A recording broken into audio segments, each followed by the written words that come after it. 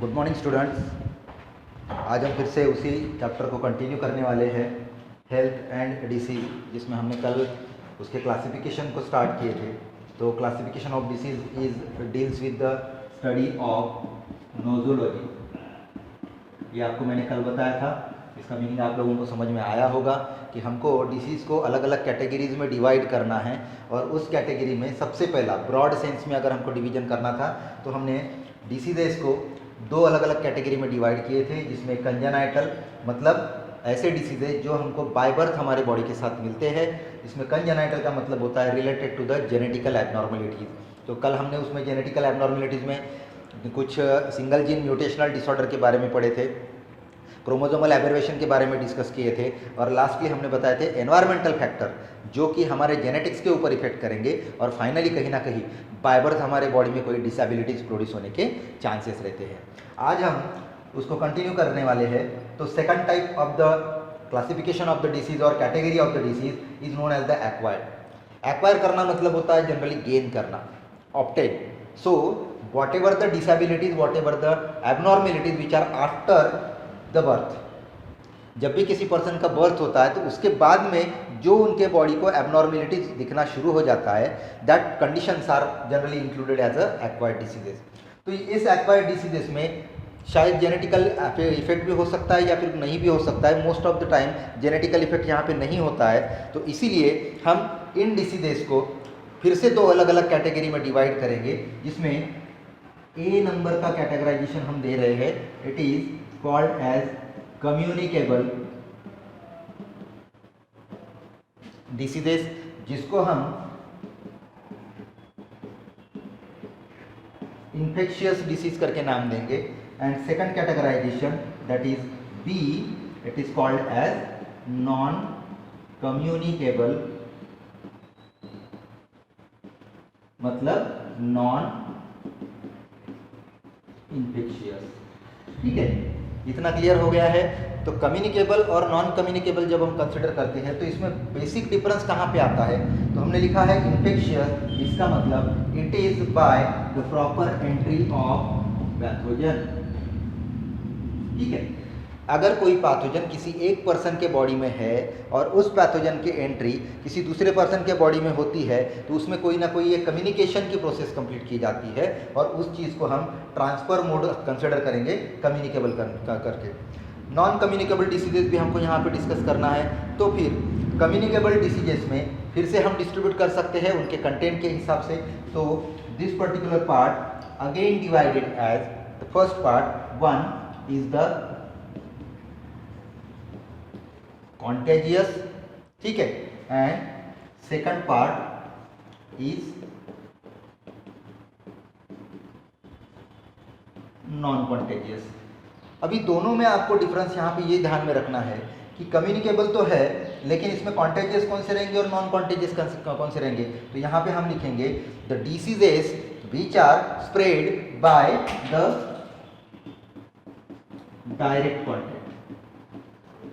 ठीक है, direct contact का मतलब क्या है? तो एक एग्जांपल ले लेते हैं। किसी पर्सन को कोई एक आधा स्किन डिसीज है, जैसे फंगस का कोई अगर इन्फेक्शन होगा, और उस फंगस के इन्फेक्शन की वजह से अगर कोई दूसरा हेल्दी पर्सन उस फंगस के इन्फेक्शन पार्ट को अगर कोई हाथ लगाता है या फिर टच करता है या फिर डायरेक्टली वो कांटेक्ट में आता है, तो उस टाइम पे हम देखेंगे ये जो कंटेंट है जो कि इन्फेक्शियस एजेंट है, जो डायरेक्टली उस सेकंड बॉडी में शिफ्ट हो सकता है। तो इस तरीके से अगर हम देखेंगे तो यहाँ पे कम्युनिकेबल के डिसीज में कॉन्टेजियस डिसीज जो है वो डायरेक्ट क्लोज कॉन्टैक्ट के थ्रू, यहाँ पे हम लिख सकते हैं एक वर्ड, क्लोज कॉन्टैक्ट के थ्रू क्या हो सकता है? वो स्प्रेड होने वाला है।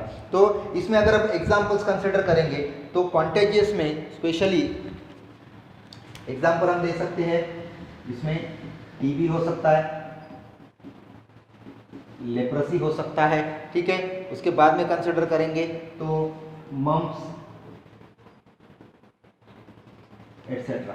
ये कुछ एग्जांपल्स है जो आप लोग यहाँ पे इस कैटेगरी के लिए ध्यान में रख सकते हो कि कॉन्टेजियस का मतलब इन्फेक्टेड पर्सन के डायरेक्ट क्लोज कांटेक्ट में अगर कोई हेल्दी पर्सन आता है तो उनमें उस इन्फेक्शियस एजेंट का मतलब नंबर ऑफ पैथोजन की जो ट्रांसफॉर्मेशन है, जो ट्रांसफ़र है या फिर जो ट्रांसमिशन है वो कंप्लीट की जा सकती है।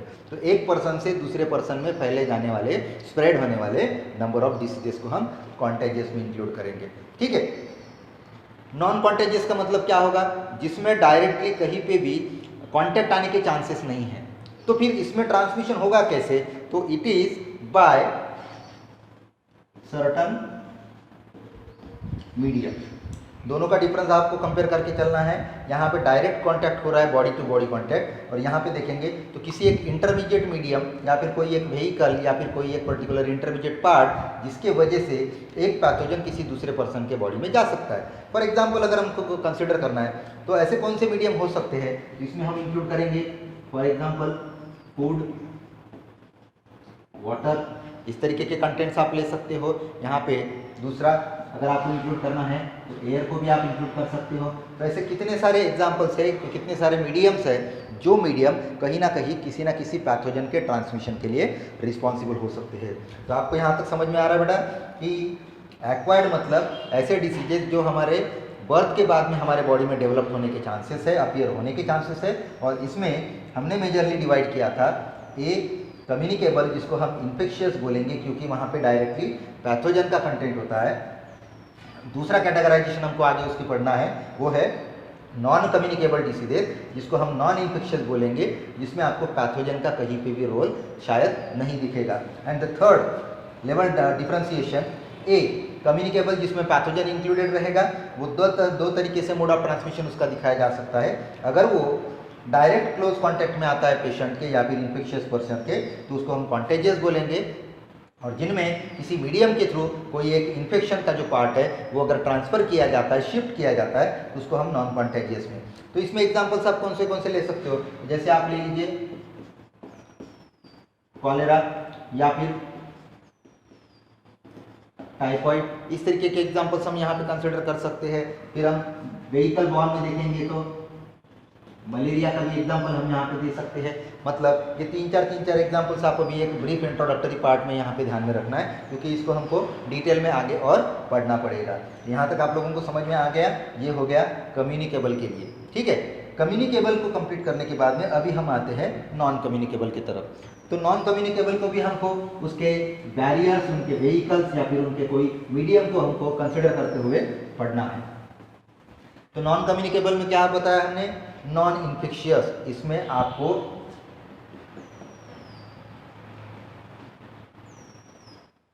नो पैथोजन, इसमें आपको पैथोजन का डायरेक्ट रोल कहीं पे भी नहीं दिखने वाला है। तो इसमें हम 3-4 कैटेगरीज के पार्ट्स डिस्कस करेंगे। तो यहाँ पे मैं लिख रहा हूँ सबसे पहले ऑर्गेनिक, या फिर इसी को लिखेंगे हम डीजेनरेटिव डिसऑर्डर। दूसरा टाइप हम यहाँ पे डिस्कस करेंगे वो रहेगा डेफिशिएंसी डिसऑर्डर्स। ठीक है। थर्ड हम यहाँ पे इंक्लूड कर सकते हैं वो है नंबर ऑफ एलर्जीज। और लास्टली अगर हमको यहाँ पे चौथे नंबर पे ऐड करना है तो इसमें हम ऐड करेंगे कैंसर। एक थोड़ी सी ब्रीफ आइडिया यहाँ पे दे देता हूँ। ऑर्गेनिक डीजेनरेटिव का मतलब क्या है, और इसमें हमने नॉन कम्युनिकेबल दिया है। नॉन कम्युनिकेबल मतलब क्या बताया था कि ये एक पर्सन में अगर डेवलप होता है तो ये उस पर्सन से दूसरे पर्सन में शिफ्ट नहीं होगा, ट्रांसफ़र नहीं होगा। इसका मतलब कहीं पे भी इनकी स्प्रेडिंग नहीं हो सकती है। That is it is always restricted to the patient और दैट होस्ट बॉडी। ठीक है। जिस बॉडी में वो डेवलप्ड हो रहा है उसी बॉडी में वो रेस्ट्रिक्टेड रहेगा और कभी भी वो आपको दूसरे पर्सन के लिए स्प्रेडिंग होते हुए नहीं दिखाया जा सकता। तो ऑर्गेनिक और डीजेनरेटिव का मतलब क्या हो सकता है? यहाँ पे डीजेनरेशन में आप अगर कंसिडर करोगे तो हम एग्जांपल्स लेके यहाँ पे कंसिडर कर सकते हैं। डीजेनरेटिव में अगर कंसिडर करो कि बॉडी का एक आधा ऑर्गन फेल हो चुका है, उसका डीजेनरेशन हो चुका है, उसकी इनएबिलिटी हमको दिखने वाली है, तो कहीं ना कहीं हमको तो वो डिसऑर्डर करके बताना पड़ेगा। तो स्पेशली अगर हम कंसिडर करेंगे तो यहाँ पे कार्डियो मस्कुलर डिसऑर्डर्स ले लीजिए आप, इसका सबसे बेस्ट एग्जांपल यहाँ पे कंसिडर कर सकते हो। ठीक है। या फिर आप इसको लिख सकते हो डिजेनरेटिव का, इट इज द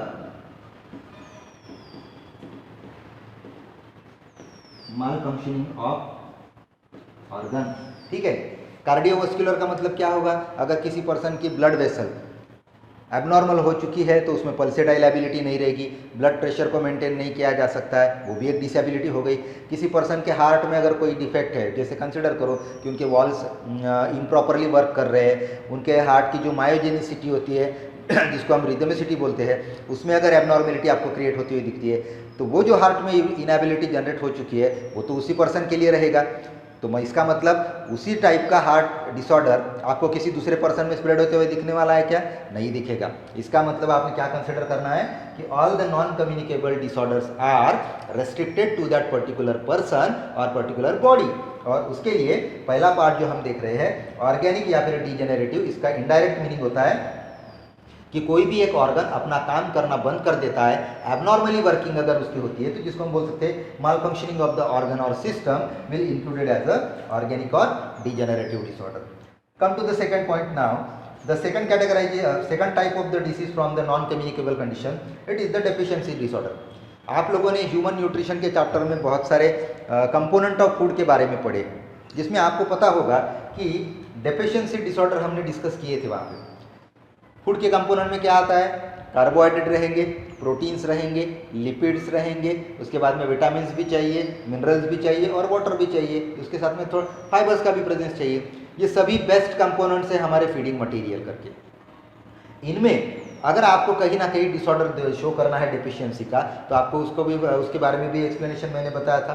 क्या एक्सप्लेनेशन बताया था कि अगर किसी पर्सन को अगर प्रोटीन की कमी होती है तो उसके लिए क्वाशरकर सिंड्रोम होता है। फिर मारास्मस हमने पढ़े थे कि जिसमें प्रोटीन प्लस कार्बोहाइड्रेट की डेफिशिएंसी आती है।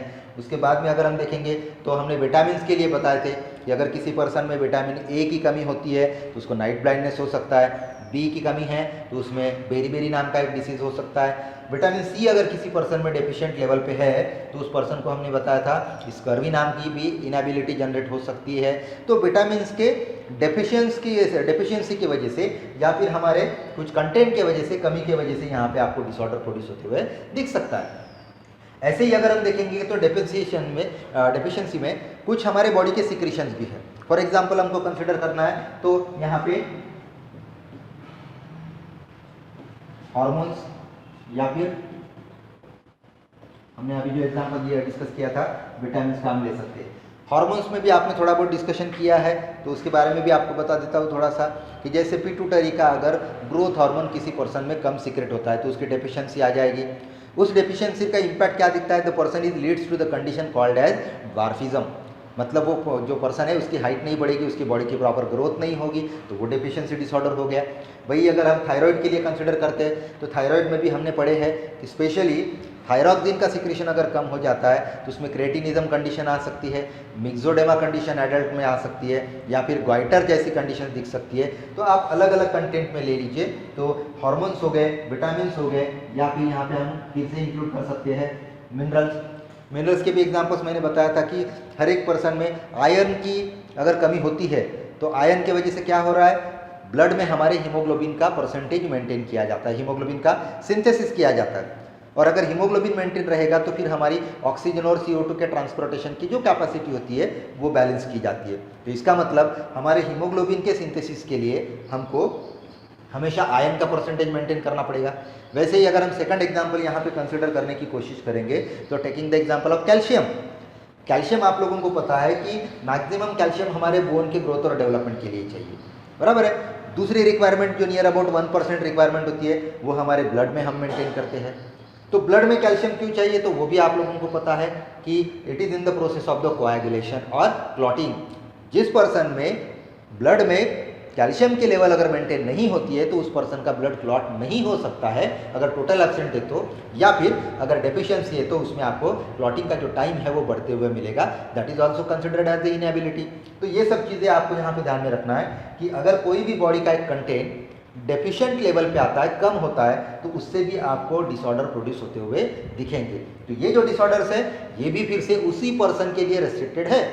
अगर कंसिडर करो कि मेरे बॉडी में अगर कोई एक विटामिन कम है या फिर कोई एक मिनरल कम है, तो ये एबिलिटी मैं दूसरे को स्प्रेड नहीं कर सकता हूँ। इसका मतलब it is always restricted to the same person और द सेम इंडिविजुअल बॉडी। समझ में आ रहा है बेटा? डेफिशिएंसी डिसऑर्डर में किसी चीज़ की कमी होना बॉडी के मटेरियल में। तीसरा कंसिडर करते हैं हम यहाँ पे एलर्जी। तो एलर्जीज का मतलब क्या होता है, तो ये भी आपको मैंने इम्यूनिटी सिस्टम के टाइम पे बताया था। एलर्जी को हम इंक्लूड करेंगे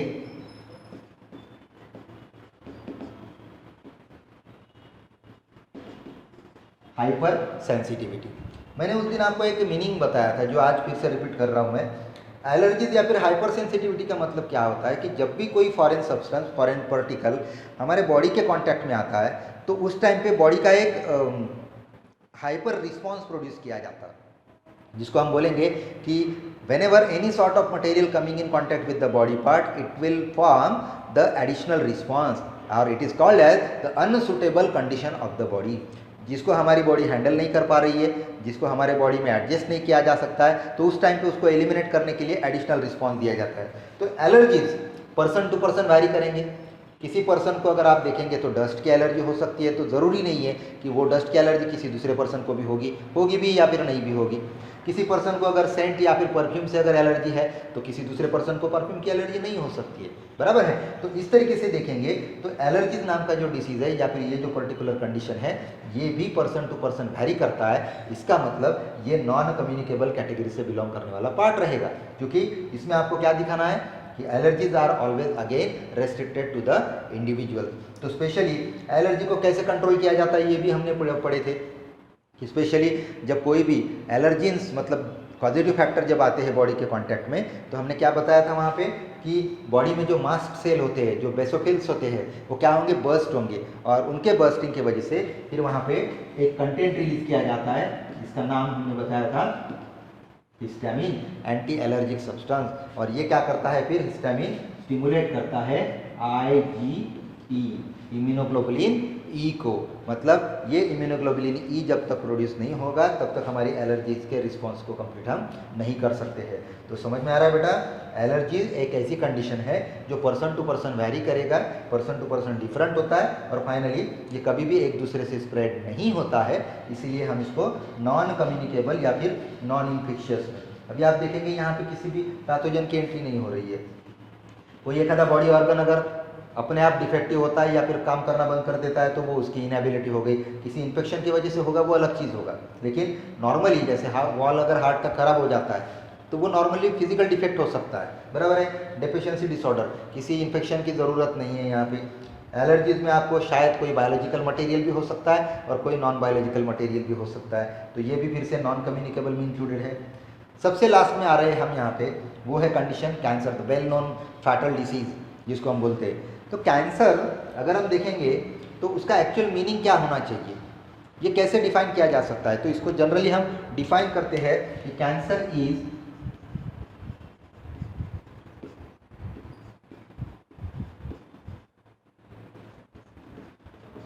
uncontrolled growth of cells which leads to the formation of tumour.